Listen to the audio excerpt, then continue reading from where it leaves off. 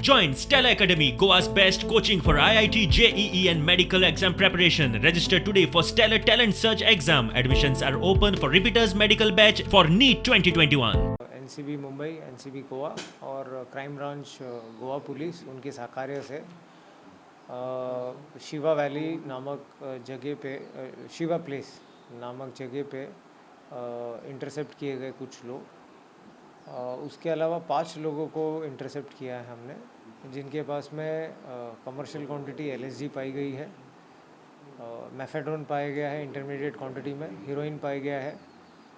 उसके अलावा भी एमडीएमए जैसे ड्रग्स, चरस, गांजा, ये भी कुछ प्रमाण में पाए गए उनके पास। इस इलाके में अभी आप देखेंगे पिछले 5-6 दिनों में ही एनसीबी मुंबई गोवा द्वारा 4 केसेस बुक हो गए हैं, जिनमें से 3 कमर्शियल क्वांटिटी के केसेस हैं।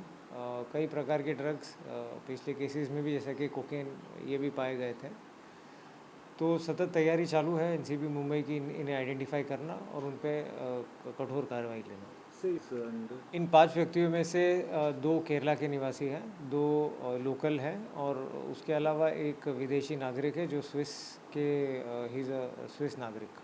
सर क्या डीजे पार्टी था क्या, कैसे? रेव पार्टी चल रही थी वहाँ पर। और वहाँ पर जो जगह थी, वहाँ से भी बाहर से पेडलर को भी इंटरसेप्ट किया गया है।